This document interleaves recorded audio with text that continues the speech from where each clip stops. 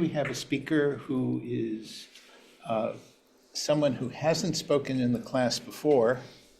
And the reason is I didn't actually know what he was doing, but when I read about his work in the Wall Street Journal, and I distributed that article in the last lecture, and he was featured in the first paragraph of this front page article, I said, got to have him come and talk about it because it's a very interesting subject, maybe much more complex than just energy systems. But in any case, I'm excited to have Zvi come and talk to us. I'll ask him to say a little bit about his background and how he came to what he's doing now. He's coming to us. You're now in California, right? That's right, Berkeley, California. Okay. And I have a small affinity to Berkeley. I almost went there on the faculty 44 years ago, but decided to stay at Yale, and that's been a good choice, although Berkeley is wonderful. And our former colleague, Professor Deveray, who shared the Nobel Prize, did his work at Berkeley for the Nobel Prize back in the mid-1980s. And so there's a lot of contact and collaboration back and forth. Zvi, would you please go ahead, tell us a little bit about yourself. I'll try to show the class. Cool. Hi. That won't be as effective as if you were here, but it's great that you're here. So thank you. And folks, if you need me to turn the volume up, I can do, there's a little bit more, I can turn it up. Okay? Thank you very much, Professor Prober. I'm happy to be speaking to you all today. So the talk is on reprogenetics. So I'll talk about the technology, and then I'll talk a little bit about what this technology might mean for society. A little bit about me. My name is Zvi Benson Tilson. I hope I'm saying that right. You can reach me at this email. So in my former life, I researched AI, specifically AI alignment, meaning I was trying to figure out how it might be possible to make very, very smart AI, smarter than human AI, but without it killing everyone. So I did that for about 10 years. I kind of think it's actually too hard of a problem for us currently, so I pivoted to do something else. And recently I started a nonprofit that's doing field building for reprogenetics, which is what I'll tell you about today.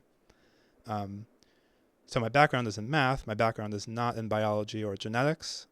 So I'm not an expert in many of the topics here, but I've been doing some research on this topic and hope to tell you guys some interesting stuff. So, quick overview of the idea. The basics that we're talking about reprogenetics. So this is technology that enables parents to somehow influence the genomes of their future children. We'll get into this in more detail, but that's the basic idea. The benefits, some of the possible benefits are helping parents have healthier kids, so decreasing the risks of diseases, and increasing lifespan and health span, and then also potentially affecting capabilities, so increasing intelligence perhaps, or even athletic performance or other things. And then also we'll touch on the challenges.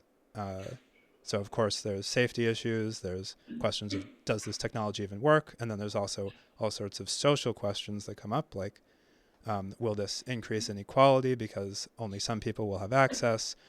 Will people misuse this technology? Will this somehow influence the values of society to make people care about the wrong things or amplify nefarious intentions? So that's the basics. Here's the plan of the talk. First, I'll go into basically the technical stuff. So I'll talk about what reprogenetics is, how it works. Then I'll talk a little bit about the potential benefits, and I'll talk more about the perils, and then I'll summarize just a little bit about sort of the state of the art in terms of the tech and society. I'm gonna try to like go pretty fast, and I'm sorry if it's probably gonna not. Some of the stuff might not be clear. I apologize in advance. I want to go fast so that we can get to Q&A, because I think that's fun and interesting. Probably I won't take questions during the talk, and I'll just try to go pretty fast, and then I'm happy to like go back and talk about stuff. Okay, so first of all, what is reprogenetics? So reprogenetics is a combination of genetics and assisted reproductive technology. So first of all, what is genetics? You probably have heard this. DNA is the central molecule of life. DNA is what produces all the rest of the material in our bodies. And so in general, genetics is the study of DNA and what it does. So like, what even is this molecule? How can we manipulate it? How can we see it? How does it like produce all the cells in our body and all the tissues and everything? This talk is more focused on statistical genetics, which is like a sub-area of genetics. And statistical genetics is generally the question of how do human traits or traits in other animals relate to differences in genes. So just a quick sense of the scale of the importance of DNA. Every single cell in your body has a copy of your genome. Almost all the cells in your body have 46 chromosomes. The exception is if you have gametes, so eggs or sperm, then those cells have 23 chromosomes in them. Although, fun fact, actually, almost all eggs still have 46 chromosomes, but that's a asterisk on an asterisk. But the main thing to keep in mind here is that this tiny little set of molecules contains a huge amount of information, and that information is used to produce all the different types of cells in your body and all the different tissues. I don't know if you all have seen the basics here, but just to quickly mention it, the way that this works is in the nucleus. That's the small blue blob on the left. So this is representing a single cell. In the nucleus, there's DNA molecules. So those are like fairly stable, fairly solid molecules that stick around in the cell for a long time. There's constantly machinery in the cell, proteins that read off RNAs, they copy off RNAs from the DNA. These are much more transient molecules, the RNAs. And the RNAs do a whole bunch of stuff, and one of the main things that RNAs do is they go outside of the nucleus into the bigger part of the cell, and they get turned into proteins. And proteins do all sorts of tasks in the cell. They create solid structures in the cell, they process energy, they change the shape of the cell, they make the cell divide, they repair damage, and so on and so forth. So there's a revolution that's been happening recently and is currently ongoing, which is the revolution in even being able to see DNA at all. So the very first human genome, the first full human genome, was sequenced in 2000 or 2002 or 3, depending on exactly how you count. But anyway, it was pretty recent. Like, it's only in this century that we can even see what DNA is in a person. And this has led to an explosion of data collection. So you've probably heard of 23andMe, or maybe another one of these companies, MyHeritage, Ancestry DNA. they collect a certain type of a DNA measurement, a genotype, and they've collected millions and millions of people's genotypes. So this is sort of like a thumbnail image of your genome. It's not the full genome, but it's like a thumbnail image of your genome, and they use this to tell you, like, oh, you're, a quarter Jewish, or half African, or whatever. So they can kind of they can make guesses about your ancestry. And there's just been a huge amount of this data collection in the past 20 and even just in the past 10 or even 5 years. So the number of whole human genomes that have been sequenced has exploded. Like, this is a conservative estimate, so I'm estimating there's been at least 2 million whole human genomes. So we've reading out the entire sequence of DNA in one person's cells. There's been several million whole human genomes sequenced. And this is because the cost of DNA sequencing has absolutely plummeted. This is a log scale graph where going down each level is a tenth as expensive. And so today it's well under $1,000 to sequence one genome, whereas the first human genome cost something like $2 billion. So what can we do with all this data? Well, basically what we can do is, and you may have read about this in the Wall Street Journal article, is you have a ton of people who you've gotten their DNA, and then you also have a ton of people who have a certain disease or don't have a certain disease. And you can just look through their DNA and say, what genes do people who have this disease tend to have? And what genes do you have if you don't have this disease?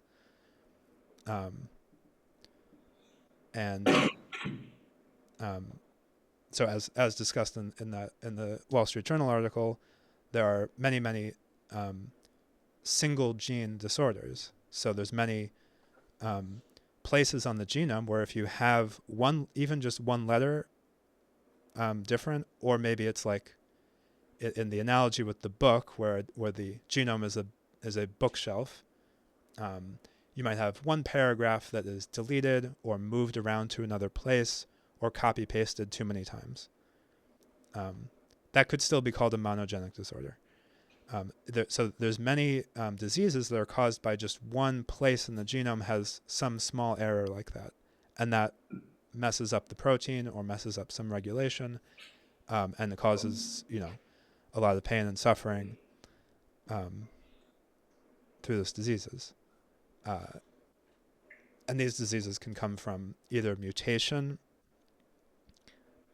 where it's a de novo mutation. It's just in that child. Neither of the parents had it, but something went wrong in the DNA copying, and the child got a broken piece of DNA. Or it can come from inheritance, where one or both of the parents have a particular allele, a particular gene, that they then pass on to the kid. And as you read about, if we know if there's a disease where we know the allele, the particular gene that causes that disease, then we can test for it, and we can say, oh, this kid is going to have this disease, so we're going to be ready to treat this kid. Might be able to prophylactically treat them. And you also read about in some cases we're starting to figure out how to actually go in and edit that in like a baby, KJ. You can go in and just change that gene in a bunch of cells, and that in some cases can can prevent the disease. And also, if you have a monogenic disorder and then that can be a target for reprogenetic intervention. So we'll see in a minute embryo selection, or in theory embryo editing, or other methods can prevent that gene from making it into the baby's genome. So in addition to monogenic traits, there are also polygenic traits. So these are traits, and when I say trait, what I mean is basically any sort of biological characteristic of a person. So that can mean like height. That can mean your risk for getting diabetes. It can mean your risk for getting some particular cancer. And it can even mean some cognitive traits like personality traits or intelligence or what have you, or risks of mental disease, mental illness. All of these, many of these things are polygenic, which means there's many, many genes that have a small effect on that trait. So it's less of a clear-cut thing than a monogenic disease. With a monogenic disease, it's a clear-cut. Like if you have this gene, you get this disease. With polygenic traits, it's not at all like that. It's not like there's one gene that makes you have diabetes or makes you not have diabetes. There's a whole bunch of genes, maybe hundreds or even thousands, where if you have a whole bunch of the risky variants, then your risk of diabetes is significantly increased. And so there's like a ton of, now we don't necessarily know these genes, but we can, I can go into more detail if you want about how we can make this guess. But for many, many traits, scientists can do studies that give us like a guess at how much it's affected by genes. Even without necessarily knowing the genes, we can make guesses at how much it is affected by genes. And the short answer is lots of traits are significantly affected by genes. They're far from determined.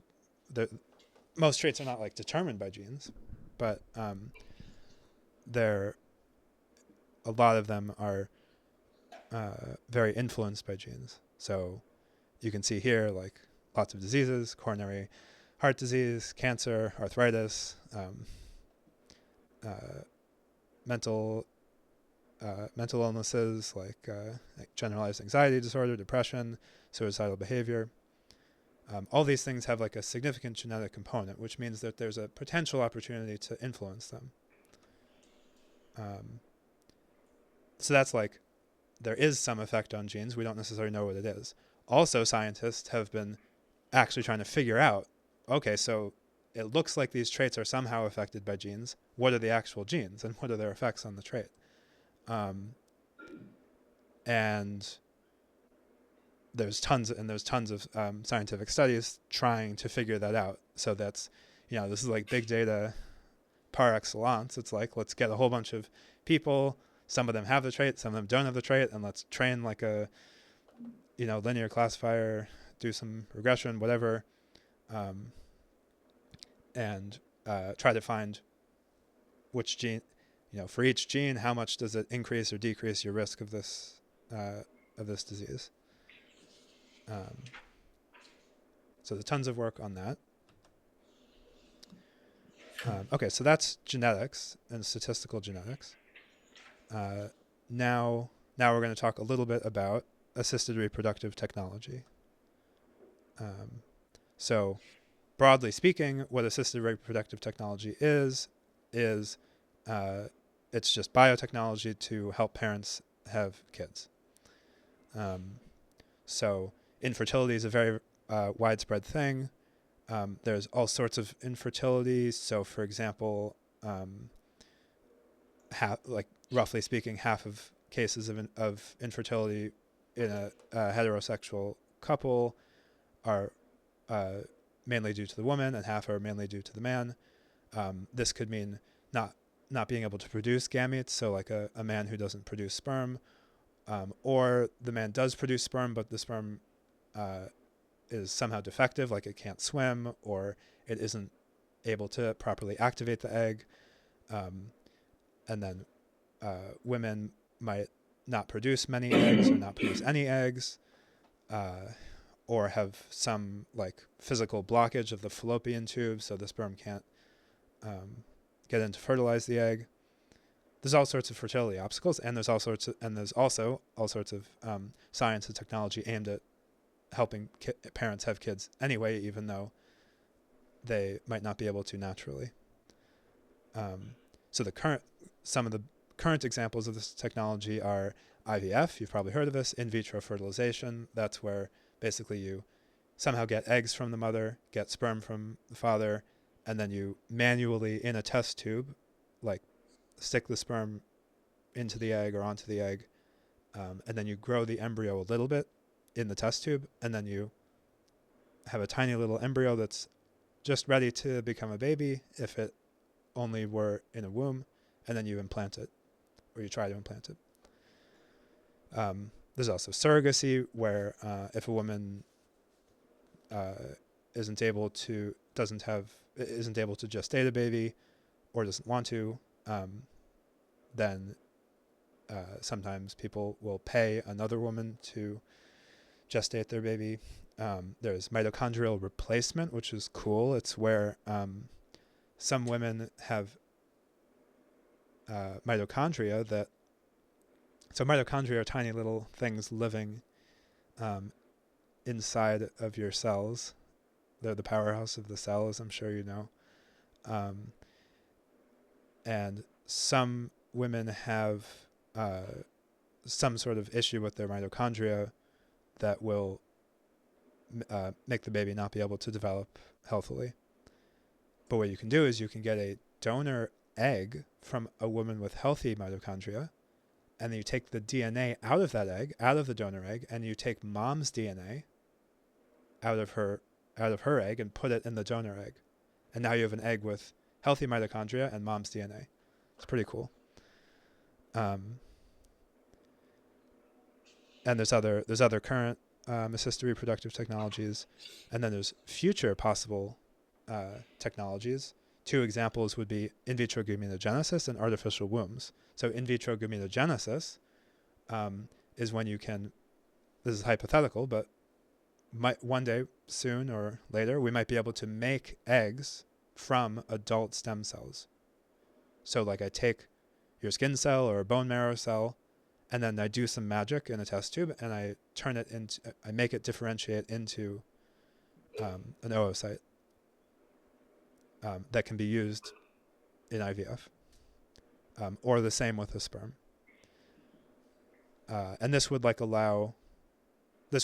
treat most infertility, and it would also allow like homosexual couples, for example, to have genetic kids. In other words, like two men could have it might be harder with two men actually, but definitely two women could have genetically related kids if you could make a sperm from a stem cell. So that's assisted reproductive technology. It's the idea of using biotechnology to help parents have kids, to be able to make a baby happen even when it might not naturally be able to happen easily. Okay, so we talked about genetics, we talked about reproductive technology. Now we combine them into reprogenetics. So reprogenetics is assisted reproductive technology, where you use genetics to somehow influence the genes of the future kid in some way that the parents think is a good idea, is beneficial for their kid.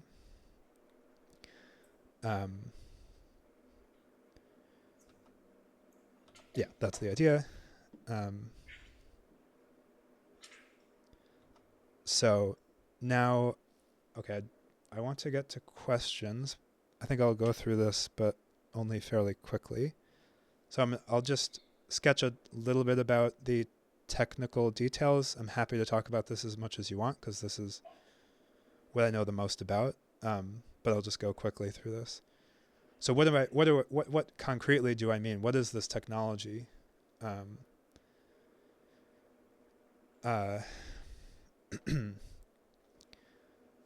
So in general, you have to do to have a reproductive technology. That means you have to be able to do two things.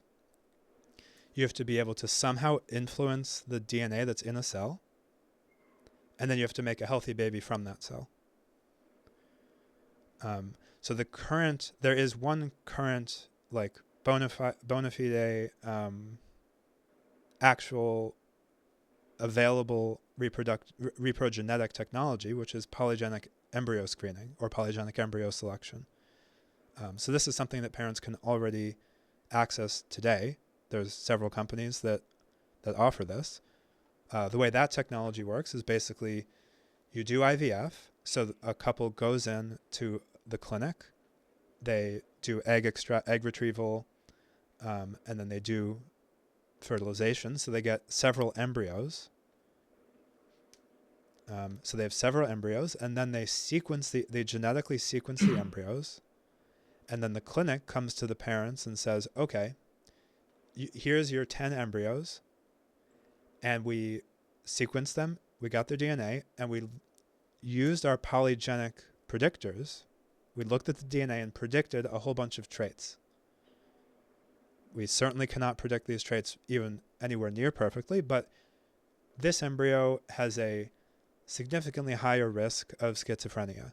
It won't necessarily get schizophrenia. It's still a low chance, but it's a significantly higher than normal chance. You can do with what you want with that information, but you have that information. This embryo has a significantly lower chance of getting heart disease and diabetes than normal.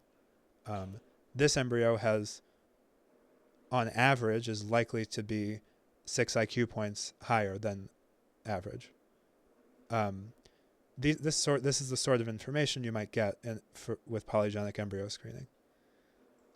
So in this case, the way that you're influencing the genome is just picking. So then the parents think about this. They make a choice. They pick which embryos they want to try to implant, and then they try to implant those embryos into the woman to actually bear the child. So in this case, the way that you're influencing the genome is just you're picking which embryo. So you're not going in, you're not editing or anything, but you're selecting. You're picking which embryo to try to implant, based on something about its genes. And then the part where you grow a healthy baby from that cell is fairly easy. It's exactly the same as IVF. So in this case, that part isn't an additional technological challenge. You're just doing IVF. But there's future methods. So when I say reprogenetics, a lot of it is talking about somewhat speculative technology. It's mostly not technology that already exists. The only currently existing version basically is polygenic selection. But there's future versions of the technology that would use some other method to modify the genome or influence the genome. So I'll quickly sketch those. Just to repeat. Okay, I think I don't want to go into this in too much detail. I'll just mention that there's something called the epigenome, which somehow affects how DNA works, and the epigenome is important, especially for reproduction. Like egg cells and sperm cells have some particular state that is there's something about eggs and sperm that is not just their DNA, it's also the epigenetic state. It's very important for reproduction. So you can't just use any old cell. So there's an extra challenge. Yeah, sorry, I'm just going to skip over this, but we can go back if you guys want. Basically, I'm just saying you can't just take any random cell and then make a baby from it. You have to be more careful. You have to put the cell into the right state. So I'm going to quickly go over a few of these methods. This is the reprogenetics method that is currently doable. So this is polygenic embryo screening. And as I mentioned, there's several companies. There's LifeU, there's Orchid, there's Harrisite, there's Nucleus Genomics, and there's several other companies that have more narrow offerings. But yeah, so this is exciting because it's already here. You can already do it. However, this technology is fairly limited in what effects it can have. Basically, when you do IVF, usually a couple might get 5 embryos that they could try to implant, or 10 embryos. If they're lucky, they might get 20 or 30. Or if they try really hard and do lots of rounds of egg retrieval, or the woman is especially fertile, like produces especially many eggs. And so I'm just using as IQ as an example. Of course, we could talk. We are interested in many traits, but just as an example. So for IQ, if you see on this graph, like with 10 embryos, which is already, with 10 achievable births, rather, you're kind of boosting the IQ of your kid by something like 5 IQ points, which is, it's cool. It's not nothing. It definitely matters. But, it's not some like crazy new technology. And you're also going to be, significantly decreasing the risks of several diseases, but you are still going to be making trade-offs. Like you're probably still going to be wishing like, oh, I wish I could, like, okay, cool, I made diabetes risk go from 6% chance to 4% chance. That's awesome. But it would be even more awesome to go from 6% chance to 2% chance or 1% chance. So there's the bottom line here is polygenic embryo screening is cool. It's an exciting new technology, and also there's a lot more room. There's a lot more effectiveness to be had. So here's our first like speculative possible method. Again, I won't go too much into the details, but basically the idea is iterated CRISPR editing, where you take a stem cell and you use CRISPR gene editing, which means using a particular blob of proteins that goes into the cell and changes some of the DNA letters. And you do that over and over again. And each time you do it, you check, did I make the edits I wanted? Did I actually change the letters that I was trying to change? And did I cause damage, which is a major problem? So you keep checking and you pick the cells where you made the changes you wanted and didn't cause too much damage. And you keep doing this, you get a cell that has a bunch of changes that you were trying to do, and then you try to make a baby from that edited stem cell. So that's the idea. And it could be very powerful. But there's lots of issues. Chromosome selection is another hypothetically possible method. This is even more speculative, but I think it's cool. The idea is, in theory, you could take several different cells. You see on the left, you could take several different cells. For example, several different sperm from one guy, and then take different chromosomes from those different cells and put the chromosomes together into one cell to make a euploid genome, like to make the genome that you need, and then use that as a sperm or as a zygote. So that's another idea. Another pretty speculative idea is where you can do evolution in a petri dish, where you alternate between cells with 46 chromosomes and cells with 23 chromosomes back and forth, almost as if it's like multiple generations of like real reproduction, but it's not people, it's just stem cells. But you can sort of like evolve the stem cells a little bit in vitro, like just in the petri dish, and generate the genome that you're looking for. So that was a very, very quick overview. I'm happy to go back and talk about that. And this is just like a summary slide. So embryo selection is already feasible. Embryo editing might be feasible soon. That's where you directly edit the embryo that's different from the iterated thing. The iterated thing is working on stem cells. Embryo editing, you basically just get one round. You just do some CRISPR to the embryo once, and then you hope you didn't damage it too much. You check, make sure you didn't damage it too much, and you let it grow. So embryo selection is currently doable. Embryo editing might be doable really soon. There's like a couple companies working on it. And then these other things are more speculative. Who knows when, if ever, they'll be doable, but you got stem cell editing, chromosome selection, iterated meiotic selection, and even whole genome synthesis, where you just make the whole genome. Okay, so that was a quick very crash course in reprogenetics. We talked about what is genetics, what's DNA, why does it matter, how do we know about it, what do we know about it, and then what is ART, assisted reproductive technology, so helping parents have kids, using technology to make babies. And then we talked about what reprogenetics is. So we're making babies where we've somehow influenced the genome. Okay, so we've talked about reprogenetics. Next, I'll just review quickly what the potential benefits are. So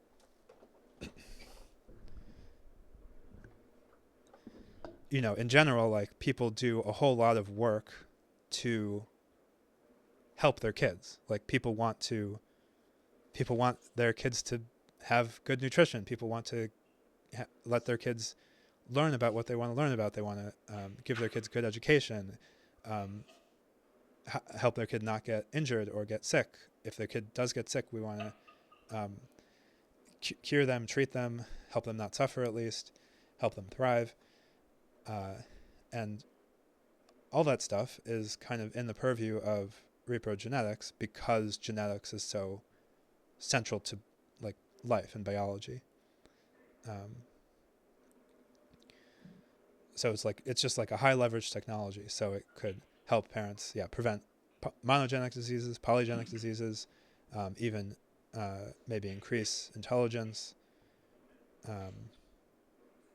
maybe nudge personality traits. To me, this is a little bit more of an uncomfortable concept, nudging personality traits. But I mean, I can imagine it being acceptable and even good to, for example, maybe I want my kid to be a little bit unusually conscientious. So like hardworking, determined, whatever. And this gets into ethical issues around like the parent-child relationship and diversity and being overly controlling. But also there are significant potential benefits even to that possibility. Another thing you could imagine is nudging traits that, like, I would love it. Like, if I have kids, I would love for them to be kind and altruistic. I wouldn't want them to be extremely kind and altruistic, because that I would worry that would trade off against them being able to stand up for themselves. But I mean, parents do care about their kids' values and personality traits. And then, just as sort of like a framing or a thing to consider, there is, like, it's sort of uncomfortable to talk about, but there is a kind of genetic privilege.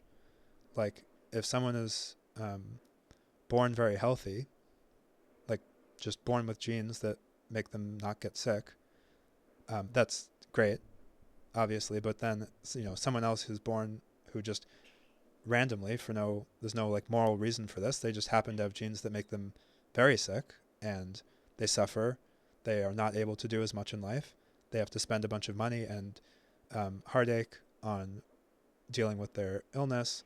Their loved ones have to cope and shoulder some of the burden. It's not fair. And That's one kind of inequality that we could address. So yeah, as I mentioned, a whole lot of stuff seems to be significantly affected by genes. If you look at like the top killers in different age brackets, it's probably not going to be able to decrease the number of like unintentional injuries. That's sort of up to you to not get into a car crash, but like heart disease, malignant neoplasms, like even in really young kids, malignant neoplasms, I believe, means cancer. And surprisingly, cancer is among the many diseases that is influenced by genes significantly, or at least many cancers.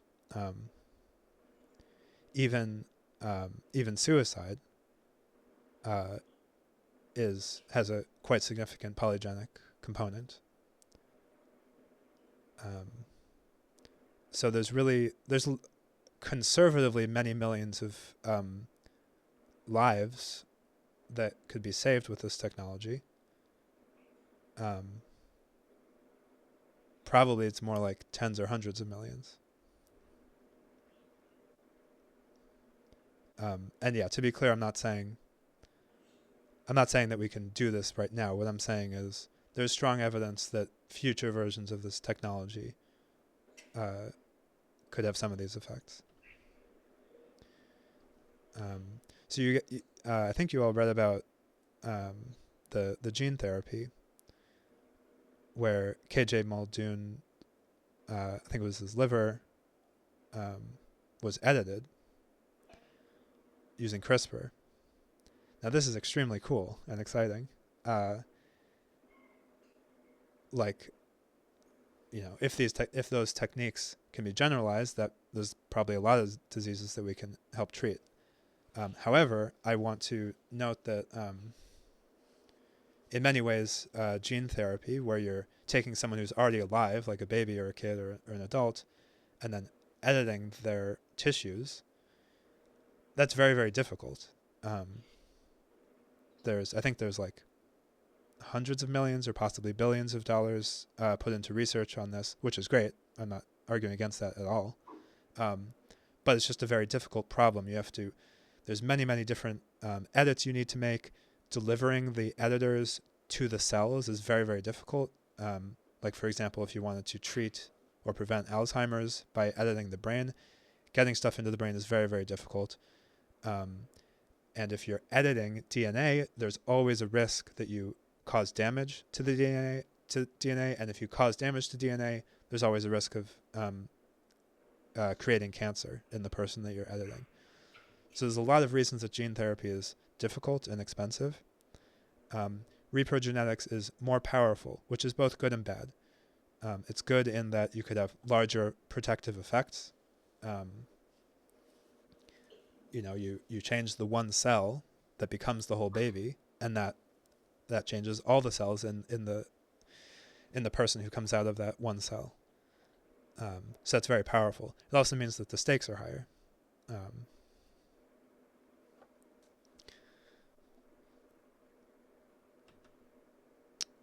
So there's a question of can we actually have these benefits? In other words, can you actually affect traits? The short answer is probably yes, but there's a lot of open questions and we don't know. There's this observation that in animal breeding, so this is not using like gene editing, but just breeding together like chickens who get fatter. You see this like crazy increase in the productivity of agricultural livestock. Not that humans are livestock. We want to keep these concepts separate, but like this is just to say that like there's this is a big piece of evidence that you can have large effects on these traits that on these very complex traits, meaning traits that have lots of genes with lots of interactions. Even if there's lots and lots of genes and lots of interactions and it's complicated, you probably can have significant effects on those traits.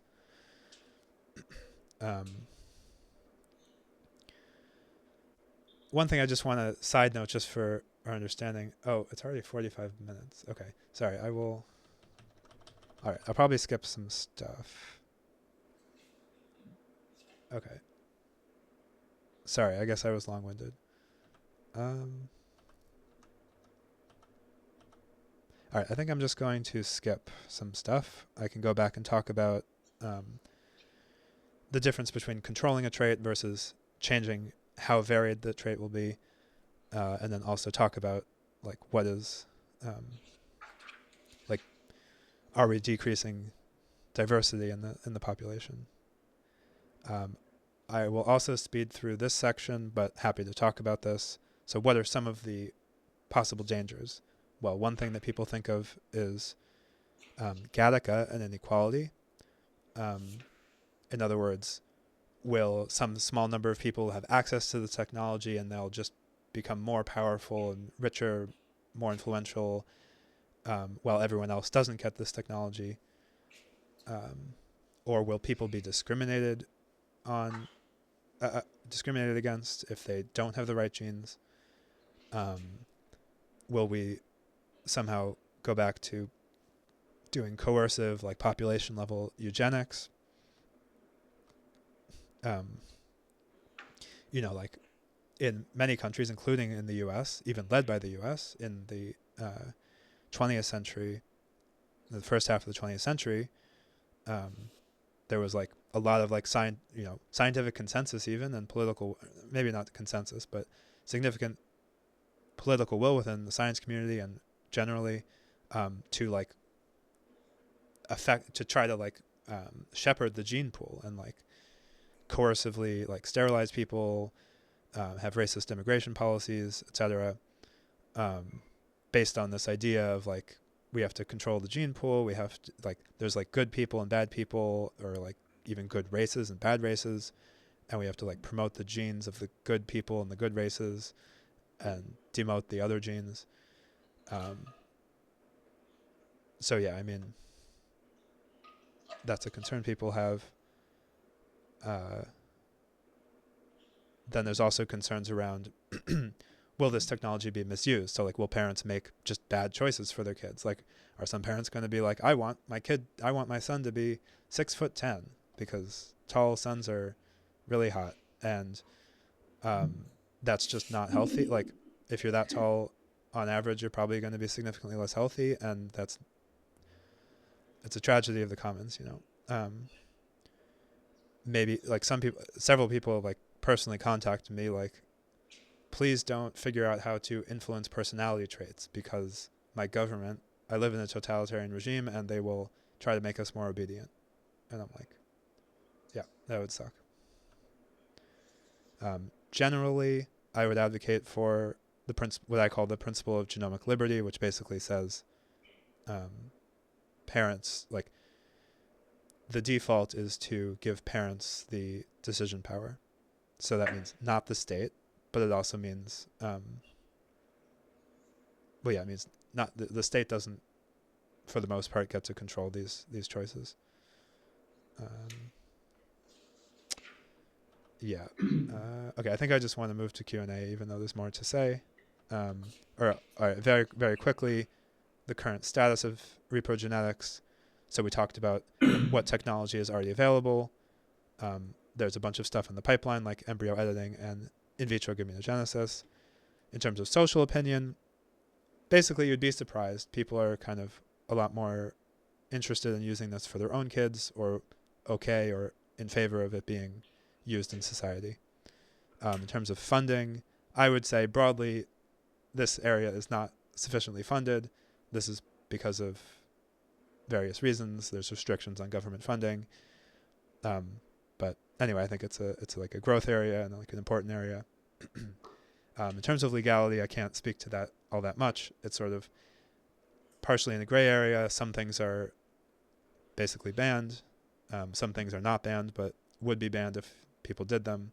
So it's sort of unclear. It's a question mark. Okay, we talked about reprogenetics, talked about the benefits, mentioned some of the possible perils. I would love to take questions. Thanks for listening.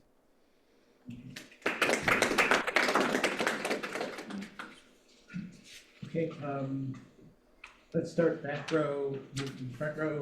Go ahead. Wait, so my question is more so just with like the legality of this. Like, for example, like I know like germline editing is illegal in the United States right now, or it's like heavily restricted. So how exactly, like, let's say like this goes into testing, like how exactly would the process for that work? Yeah. And Steve, do you want to come on screen, Oh, sure. or if you'd like? Sure. Okay. Wait, can you see me now? Or Oh, yeah. okay. Hello. Okay.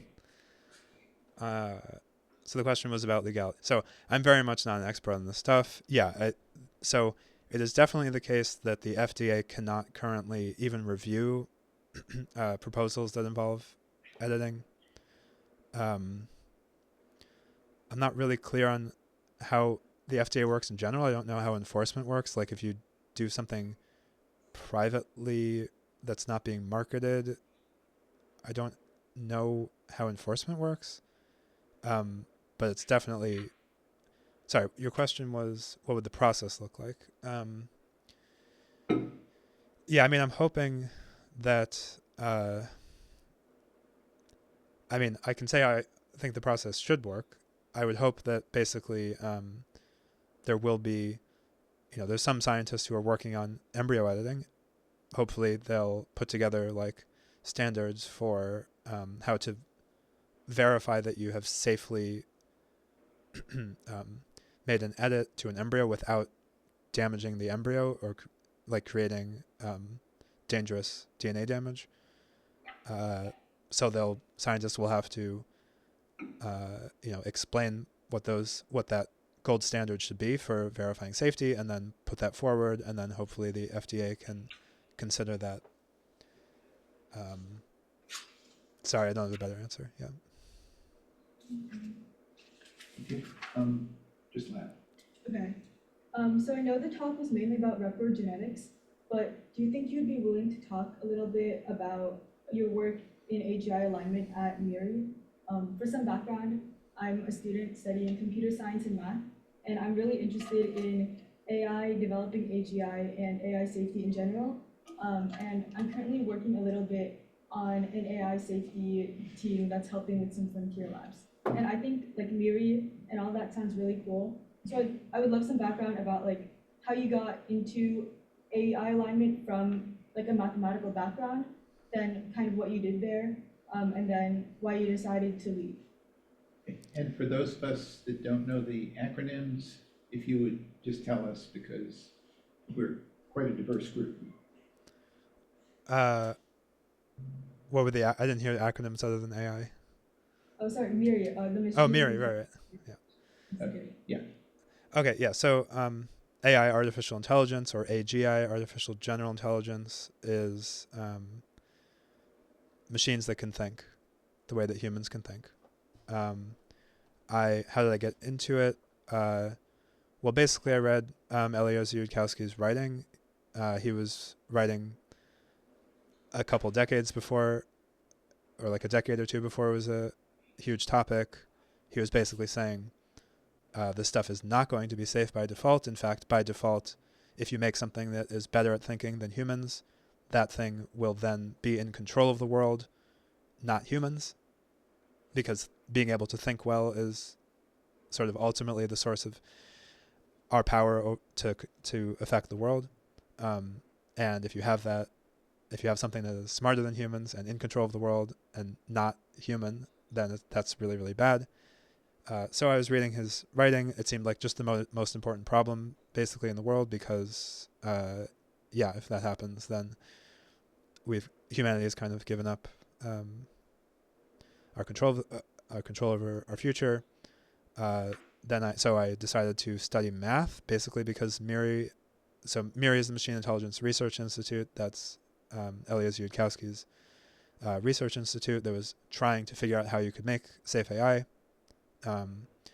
I studied math because they were saying to study math. They were trying to do a technical approach to the problem and do math and philosophy and computer science to solve the fundamental problems in making safe AI. So I was trying to join that effort. So I studied math, then I moved to the Bay, talked to the people at MIRI, worked with them, and then they hired me to do research. I tried to do research for 6 or 7 years. And basically, the short version is the problem is too hard. Like you you know you try 5 things, none of them work. You can sort of see why they don't work, but you don't see ways around that. You try another 10 ways around that. You try to solve the problem in different ways. None of that works. You see more problems that are really, really hard problems that you probably will have to solve, but also they're really hard problems. You don't know how to solve them.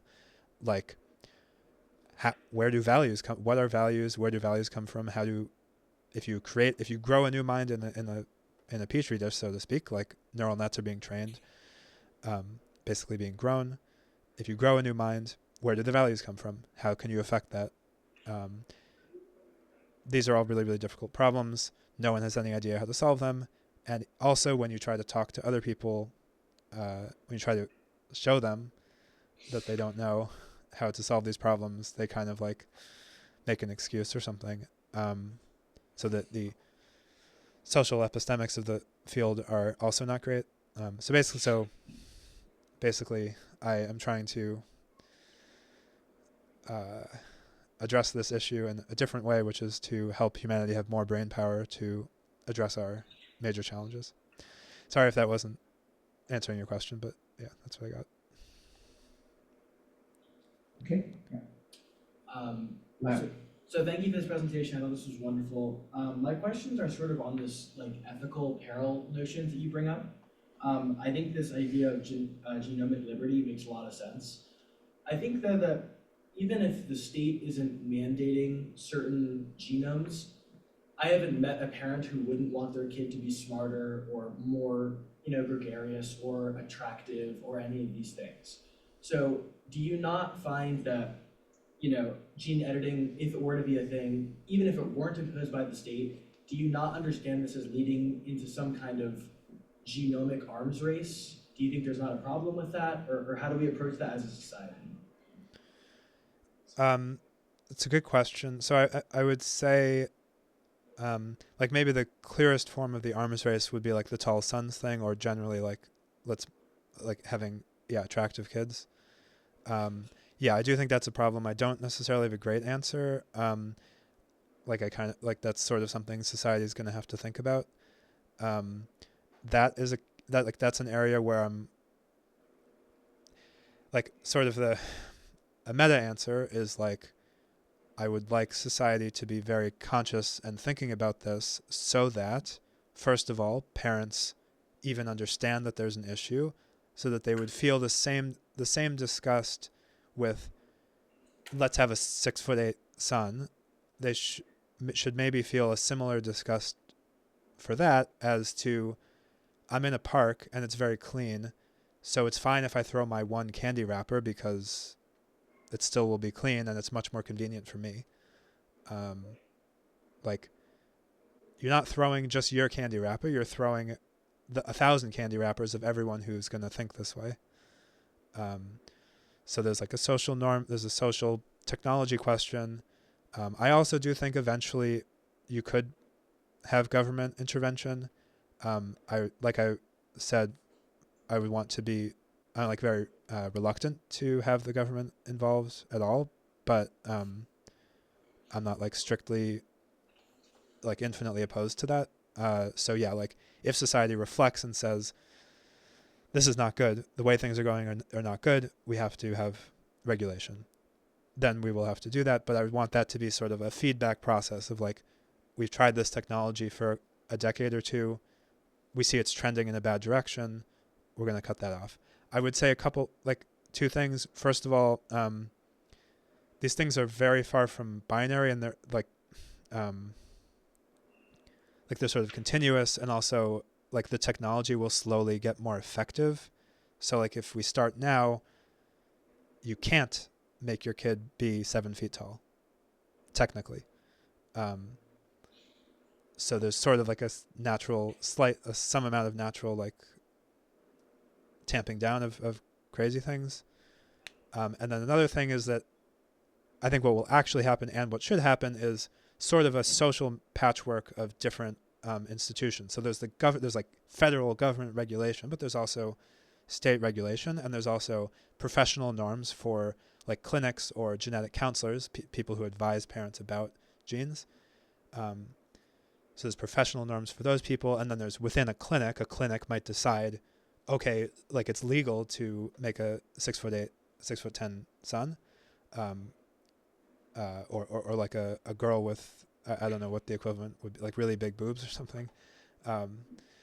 Like clinics might say, yes, that's legal. We could do it technically. We're not going to do that because we don't like that. And I think a lot of clinics would do that. And this, you could say, oh, well, then parents will go to the one clinic that offers it. But I don't think that's really how it works. I think that parents will be like, first of all, that's more expensive. Second of all, oh, maybe like people don't think this is good, even if it's technically legal. So we're not going to do it.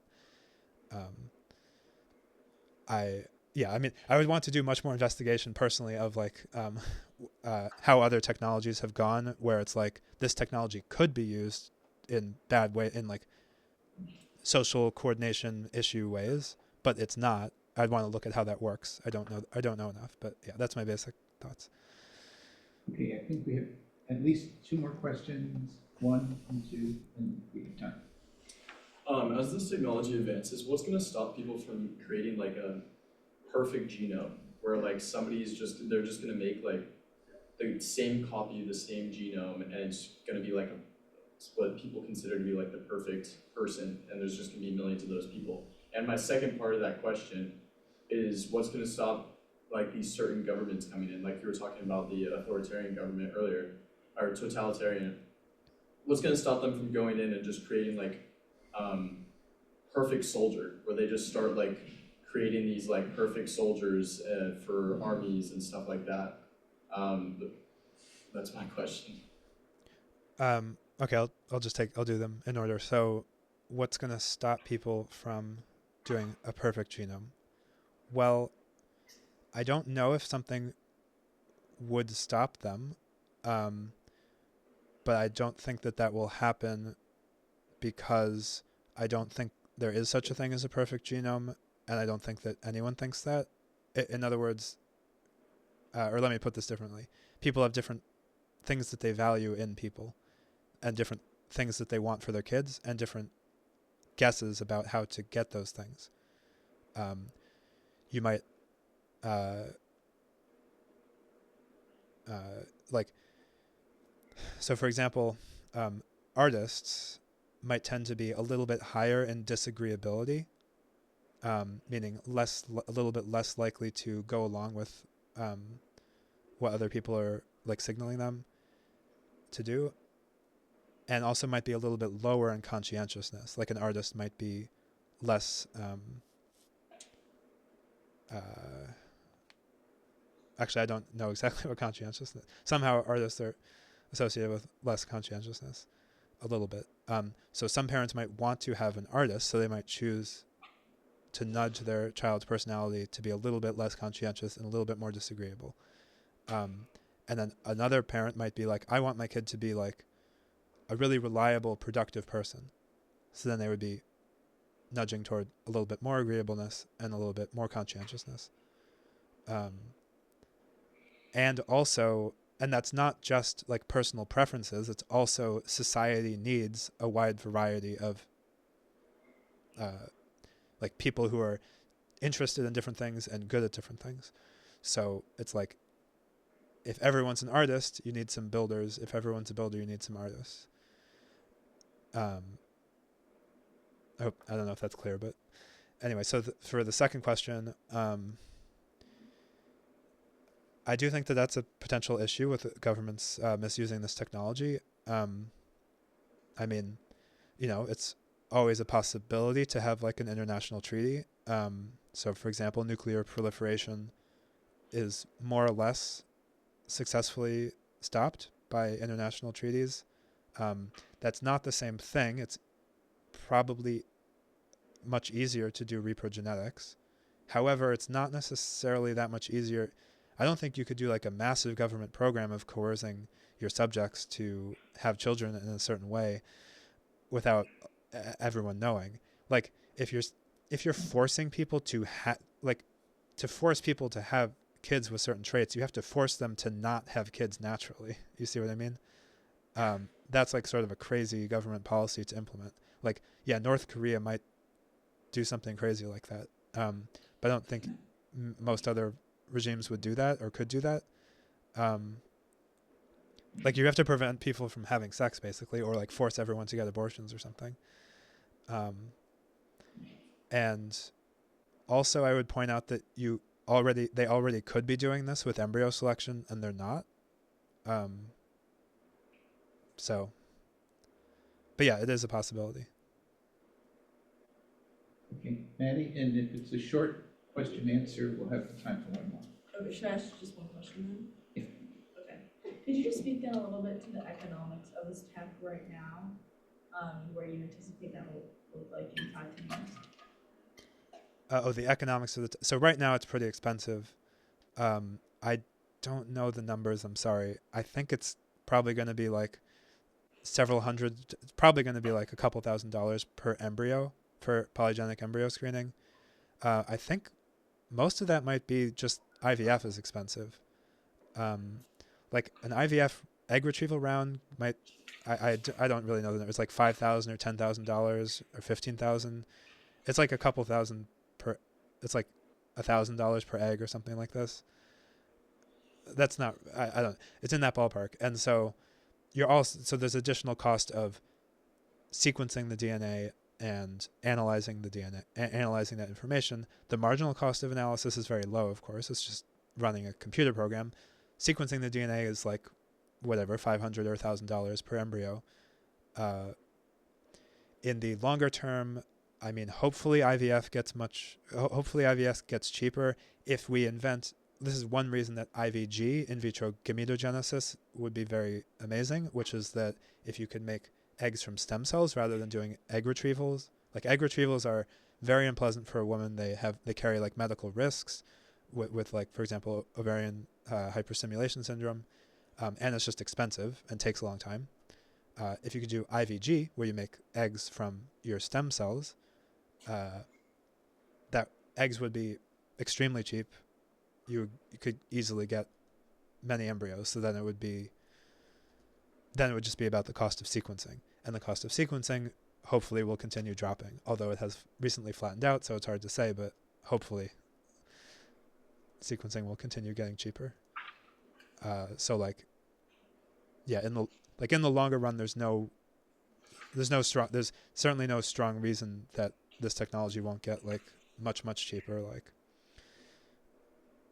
less than $10,000 for like a full process, maybe less. Yeah. Okay, last question.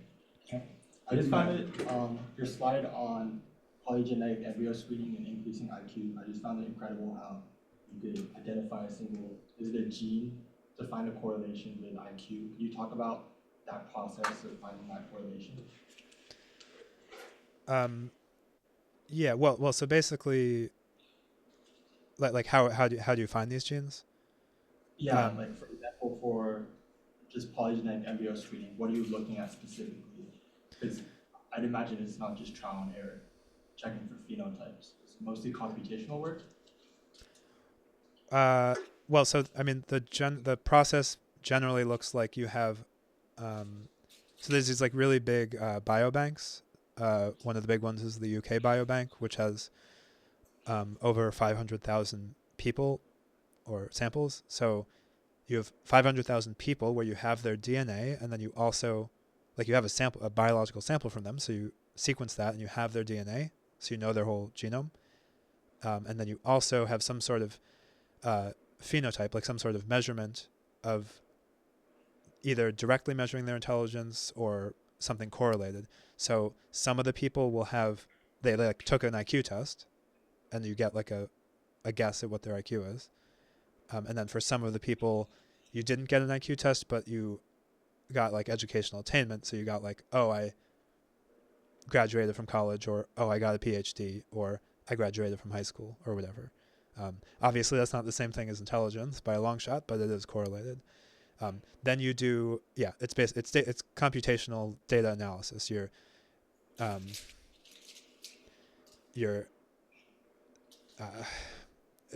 like a mathematical function that if you have a mathematical function with a bunch of knobs, and you're tuning, like for a given setting of the knobs, this mathematical function says this genome, my guess at the IQ for the person who has this genome is like 110. And my guess for this genome is 90 or whatever. But this mathematical function has a bunch of knobs. It's like a neural net, if you know what neural nets are. I mean, it's not a neural net. It's basically like a neural net. It has a whole bunch of knobs, and you tweak the knobs so that you accurately predict your measured intelligence for all these people, so that the predictions that you make for their intelligence match their actual measured intelligence. So you're training this function. You're like trying to find a function that predicts IQs from genes, and this process of training, it finds a whole bunch of genes that are correlated with intelligence. Sorry, I'm not sure if that answered your question, but Thank you. So the correlations may be strong, may be not so strong, and wow. Okay, this has been wonderful. Thank you, Tzvi, especially because it broadens the range of what we've been thinking about in the course a whole lot. And congratulations on your new work. Good luck. If you are back in New Haven, please stop in, say hello. I will do. Thank you again. Thanks. Thank you very much for listening. Thanks. Thank you.